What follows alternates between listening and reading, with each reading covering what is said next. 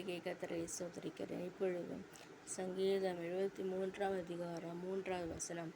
துன்மார்க்கரின் வாழ்வை நான் காண்கையில் வீம்புகாரராகி அவர்கள் மேல் பொறாமை கொண்டேன். வீம்புகாரராகி அவர்கள் மேல் பொறாமை கொள்ளும் ஆசாஃபின் சங்கீதம். அதாவது நம்ம பார்த்தா பயங்கரமான நிலையில் போகிறாங்க கொஞ்சம் பேர். என்னது அவர்கள் ஆண்டவரை பற்றி அவர்களுக்கு தெரியாது, அவர்களுக்கு தெரிந்து துன்மார்க்கமாய் வாழ்கிற வாழ்க்கை.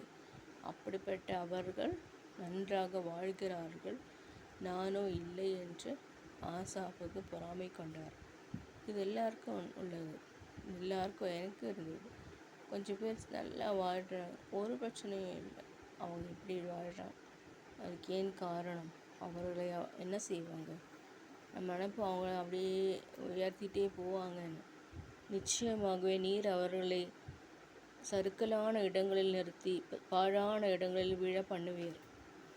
பாழான இடங்களில் வீழ பண்ணுகிற ஒரு கர்த்தர், பாழான இடங்களில் வீழ பண்ணுகிற கர்த்தர்.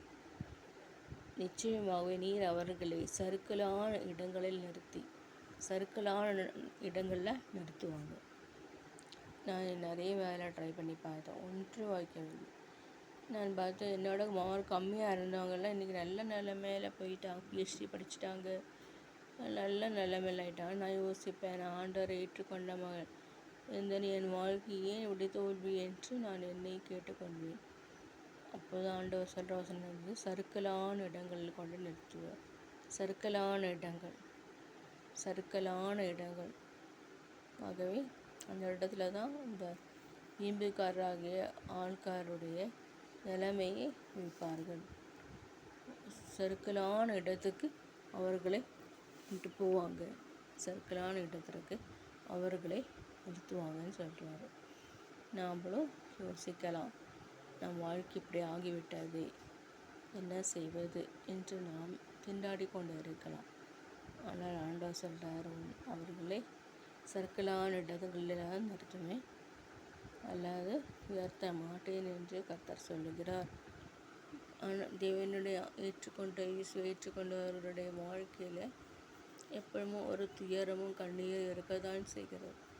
அது ஏன் கர்த்தாவே என்று கேட்டபொழுது, ஆசாப் கேட்டபொழுது, சறுக்கலான இடங்களில் துன்மார்க்கரை கொண்டு நிறுத்துவேன் என்று ஆண்டவர் சொல்கிறார். அவ்வளோ அருமையான ஆண்டவர் நம்ம கேட்கிறார்.